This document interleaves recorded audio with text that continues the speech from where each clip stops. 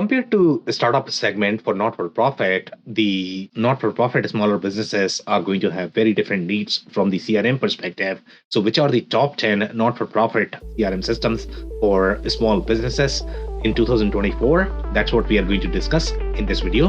So, let's dive in. Growing a business requires a holistic approach that extends beyond sales and marketing. This approach needs alignment among people, processes, and technologies.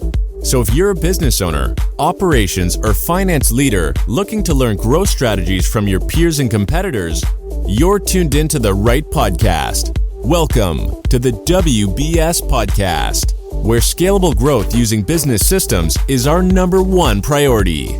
Now, here is your host, Sam Gupta. Hello, everyone. My name is Sam Gupta. I'm principal at Elevate IQ. Elevate IQ is the independent CRM, ERP, as well as a digital transformation consulting firm. We help our clients with digital transformation strategy, CRM selection, implementation, and change management. On that note, let's go back to today's topic, which is going to be top 10 non-profit small business CRMs in 2024. Before we look at the list, let's define how do we define the not-for-profit small business segment. So in general, in this particular case, they are going to have roughly 20 to 100 employees. The startup segment is below that, which means they are not going to have any implementation budget. In general, they are trying to implement in the DIY mode. For a small business, they might little bit of budget. In general, they are going to require some more capabilities overall from the consolidation perspective. They might be integrating some of the data silos that may exist in the startup segment. But still, they are still going to have a lot more silos compared to the other market segments, which are going to be your mid-market and large. So they are going to have the integration requirements, at least for the upstream marketing. Not all of the channels might be integrated, but they will require some integration there. And then the data sets are still going to be very disconnected, and they might have many different business models as part of this. So all of the business models that are going to be part of your not-for-profit segment, such as your associations, education, healthcare, charities, religious orgs, all of those are captured as part of this in this particular market segment. The criteria that we utilize to capture these lists is the product share, the acquisition strategy focused on the small business segment, and if they are acquiring a lot of capabilities, if they are developing a lot of capabilities aligned with the small business segment, then they generally rank higher on our list. Then we look at product roadmap, community, ecosystem, win rate, technology, strategy. So all of these factors we include to compile this list. So now let's look at the list.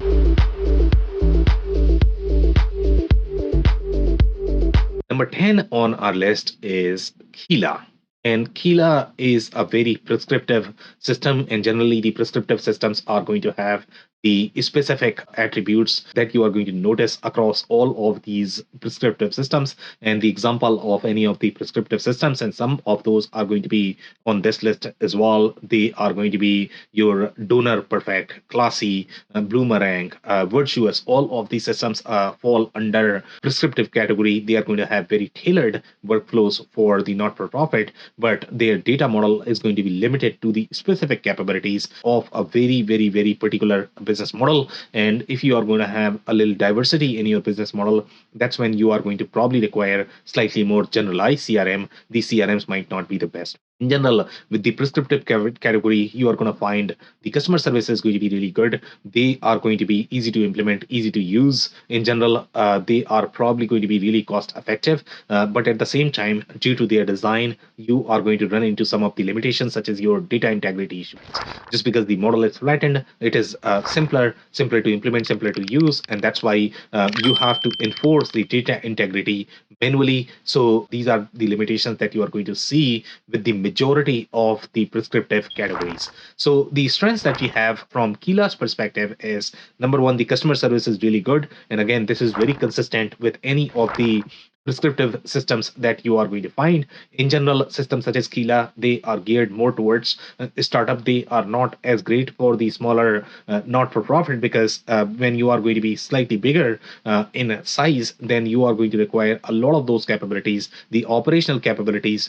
You are going to get a lot more donors that are going to be slightly more complex compared to what you are going to have in your startup segment, and you might not be able to capture those. You might have to take workarounds to be able to capture those complex customer profiles. So those are going to be some of the limitations that you need. In general, the strengths that you're looking at from Kila's perspective is the communication and interaction is going to be a great, and then it is going to be cost effective, easier to learn and implement. Again, these strengths are very consistent with any of the prescriptive systems that you are going to be looking at. The limitations that you're looking at is the mobile app is not as great, data integrity issues, again, very consistent with any of the prescriptive systems or the categories. And then it's not going to be as great fit if you are going to have very diverse not-for-profit. For example, let's say if you are a not-for-profit, you are doing a little bit of healthcare, but then you are doing the fundraising as well. For those not-for-profit, this might not be the best fit, because in this particular case, you are going to find the donor management capabilities. Maybe you might be able to find the volunteer management capabilities, the membership, but that is probably the extent of the functionality that you're going to find. You will not find other business models, for example, healthcare or education, construction, real estate. All of these business models might be part of some of the not-for-profit, and if you have those flavors, then you have to take work around these capabilities. You are not going to find with the majority of the prescriptive not-for-profit systems. So that's number 10.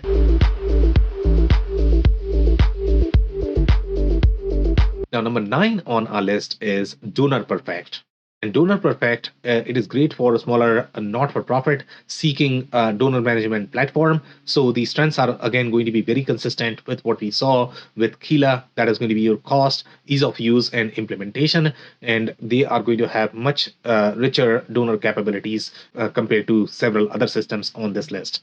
The limitations that you're looking at from the Donor Perfect perspective is again data integrity. Some of the things such as your mass updates, best transaction at this level, you would probably require those capabilities, but Donor Perfect is probably going to be limited with those capabilities. Then again, this is also not great fit for any of the diverse not-for-profit organizations implementing Customer 360. If you're looking for that centralized view of the customer, this might not be the best fit, if especially if your departments or the customer channels are going to be slightly more diverse. So that's number 9.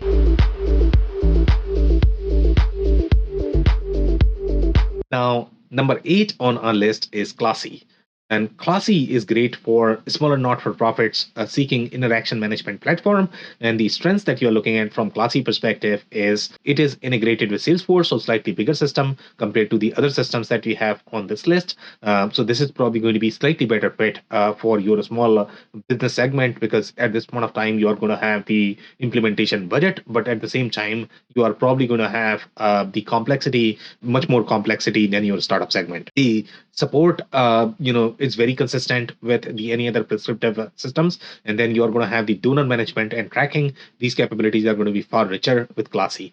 The limitations that you're looking at from the Classy's perspective is the customizability of the landing pages, which might not be as easy and not great for diverse not-for-profit. Again, since this is a very prescriptive system, so you are going to run into that challenge, and then it's not going to be as comprehensive as some of the other generalized systems, or the capabilities are not going to be as richer from the not-for-profit perspective. So that's number 8.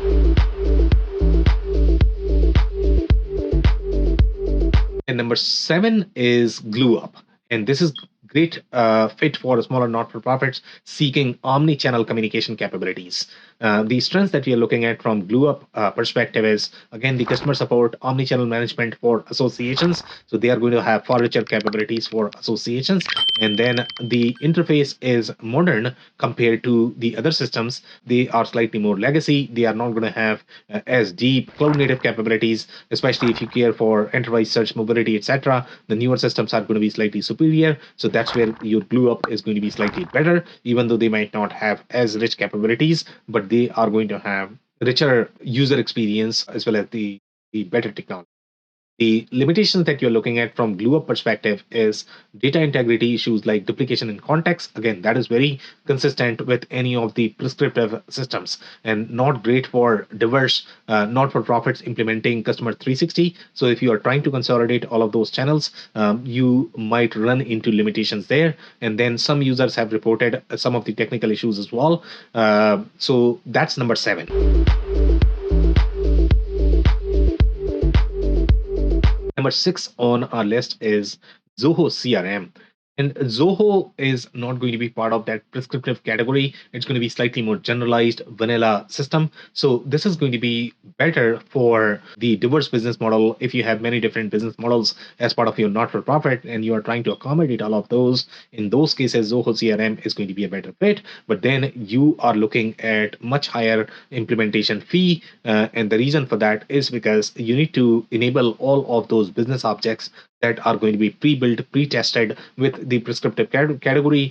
In this particular case, you have to build all of those capabilities. So much higher implementation budget, much higher configuration budget, much higher development budget as well at times. Even though Zoho is going to be far more affordable from the licensing perspective, and there the capabilities that you have with Zoho CRM are fairly rich, especially given the needs of the startup, the small business segment. So the strengths that you're looking at from the Zoho CRM perspective is detailed trigger on custom objects. And these triggers are going to be especially friendly when you are going to have very custom functionality that you are trying to build.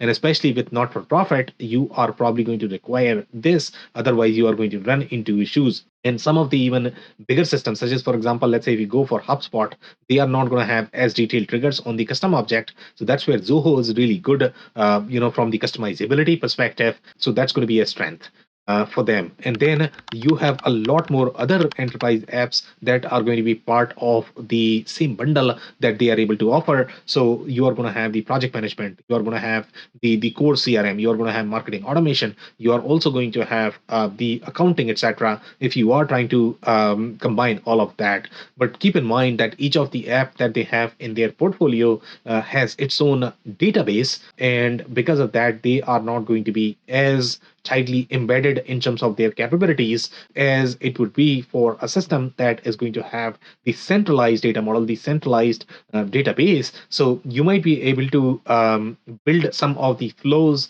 to be able to send some data between these apps, but for the most part, the communication is going to be limited. But at this stage, this might be okay, just because if you combine all of those data model as well as the databases, then the complexity increases of the system, and then you have to have much higher implementation budget. So for startups, this is a great fit, even though you are going to get some challenges with communication among those apps. And then the other strength that you're looking at from Zoho perspective is highly customizable for diverse organizations. And that is going to be for organizations, let's say, if you are healthcare as well as education, and then you have some of the not-for-profit layers as well. And for those organizations, this could be a great fit. If you do a little bit of construction, real estate, etc., all of those customer-centric workflows, you can easily accommodate different customer personas, journeys, etc. That's where Zoho CRM is going to be a great fit.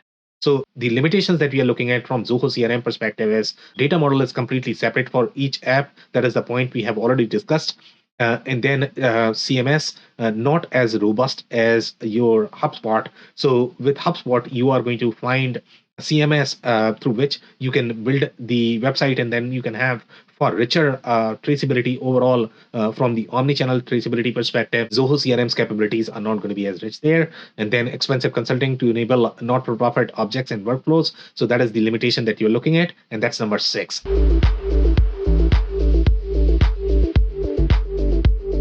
Now, number 5 on our list is Bonterra. And Bonterra is part of that prescriptive category, but they are going to have far richer capabilities overall as part of their suite. They are also backed by the private equity compared to the other systems that we have reviewed. They might not be as well funded financially. Each of these systems might get acquired, but these smaller systems are likely to get acquired more in general, because these bigger companies and bigger investors are trying to seek the market share. So that is something you need to keep in mind. In general, when you deal with any of these systems that are going to be private equity backed, etc., they are not going to have as great support. But with Bonterra, at least you have slightly superior support, at least as of today. And the other strength that you're looking at from the Bonterra perspective is it is easy to use and implement just because this is a very prescriptive model. And then you have the omni-channel communication, including text. So you are looking at far richer, comprehensive capability, combining all of the channels, including your email, website, as well as text. So you can get the omni-channel traceability. But again, the capabilities that they are going to have might not be as comprehensive as some of the other bigger systems, but this is going to be okay for your smaller segment. The limitations that you are looking at from Bonterra perspective is the that is not going to be great for the diverse not-for-profit. Again, if you are a pure play not-for-profit where you're looking for donor management, membership, etc., then it is going to be a great fit, but not necessarily for the other business models such as you have real estate flavors or construction flavors, education, healthcare. All of those flavors you might struggle with this system. If you have that, then you might want to go for something like Zoho CRM. The complex customer hierarchies, and that is going to be a limitation as well. In general, this is designed for very simpler business models where you are not going to have very complex funders and donors, because at this stage, the majority of the companies are probably not going to have access to that. And then they also have per transaction charges. So that is the limitation that you need to keep in mind. And that's number 5.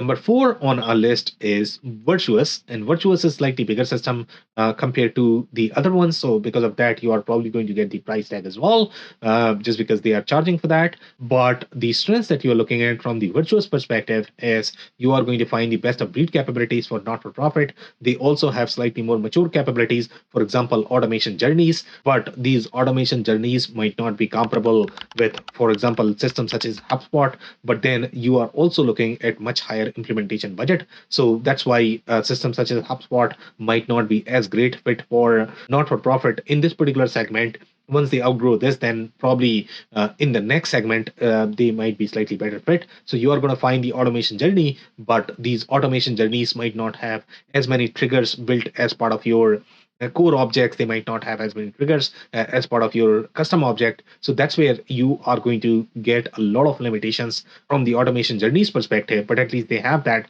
A lot of other systems on this list are probably not going to have that. And they also have the integrated payment processing. And with integrated payment processing, even though you don't have to pay for the implementation as well as the integration, but then they are tight coupling you for their payment provider. And because of that, they are probably going to charge the percentage fee as well. So you lose a little bit there, but then you need to do ROI analysis in terms of if they are getting you a friendly rate and how likely are those rates to change in the future. Let's say you sign the contract and tomorrow if they change the rate, then you might run into challenges there.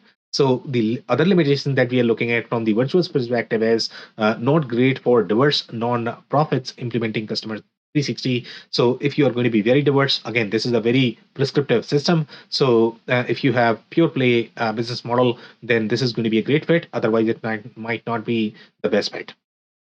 The email templates are not going to be as user friendly, and the reporting is not going to be as intuitive either. So that's number 4.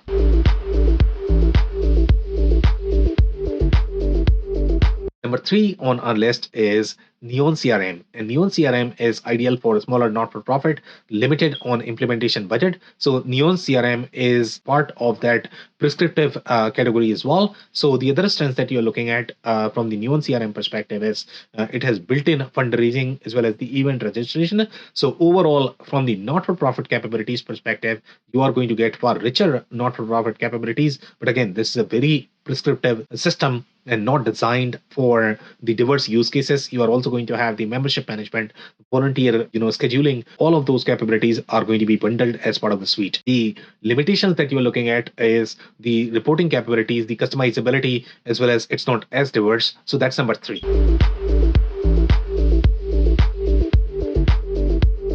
Number 2 on our list is Blackboard. Razor's Edge Next, or the Blackboard CRM. So these are 2 completely different products that are bucketed under the same bucket for the most part in the smaller segment. the Razor's Edge system is probably going to be slightly more relevant for you because it is going to have the easier layers. In general, the implementation is going to be far cheaper. The licensing is going to be far cheaper as well. Blackboard may have the comprehensive capabilities, but the implementation is going to be higher. So depending upon where you are, how complex you are, you need to decide which system from their portfolio is going to be a better fit. But for the most part, you might want to go for the Razor's Edge product. So this is going to be a suite CRM for not-for-profit companies of different size. In general, so one advantage that you have with Blackboard is that you are going to find multiple systems as part of the same portfolio from the same vendor. So if you outgrow, for example, Razor's Edge, then you have the next CRM that you can jump to. So that's a huge advantage in going for vendors such as your Blackboard. And Blackboard, compared to several other systems on this list, are one of the most known vendor in the not-for-profit space. They have a lot more logos. In general, they are very well adopted. They are very well known. So that is the assurance that you're getting, that they are probably not going to get acquired. And even if they get acquired, they are going to have a lot more control in their business model in general. But overall, since Blackboard is a much bigger company, you are going to find issues with their support. They are not going to provide as much hand holding that you can get with some of the other systems on this list. So other strengths that you're looking at from Blackboard's Razor's Edge perspective is it is the complete suite for not-for-profit. And not-for-profit capabilities are going to be pre-baked, tested, pre-configured. So that's a huge plus for this system. Then they also have integration with Microsoft Power Platform. And so along with the transactional capabilities that you are going to get with the system and the suite capabilities that you are going to get with the system, you also have the Microsoft Power Platform capabilities. So you can design your custom apps. You can design the workflow automation centric flows that you might need for a lot of different segments of the not-for-profit. So that's a huge plus for them. The limitations that you're looking at from Blackboard's perspective is not great for diverse not-for-profit implementing customer 360, since they are taking very sweet prescriptive centric approach. They are providing you last mile functionality, so it is not necessarily designed for the diverse organization. The technology and cloud native features in general, one of the challenges that you are going to experience with them is that they were a very legacy vendor. They were very popular, very well known, but now they are catching up in the cloud. So the cloud version is going to be far weaker in general. And you are not going to have all of those capabilities such as your enterprise search, especially if you're looking at the desktop version, which is going to have far richer capabilities. So you need to compare the capabilities in both of the versions and see if the cloud version is going to be enough. If that is not enough, then you need to make the compromises in terms of the technology. One thing that you might want to note is pay attention to which screens you are looking at and whether you are looking at the right product, because what you might experience is that they are probably going to show the cloud version, but then you might end up getting the on-prem version, and the experience might not be as great. Once you start using it, you are going to find a lot of surprises. So that is something that you need to either work with somebody who knows how to compare the differences in technology, who can coach you. You need to be very careful during the demos and evaluating this particular system. So that's number 2.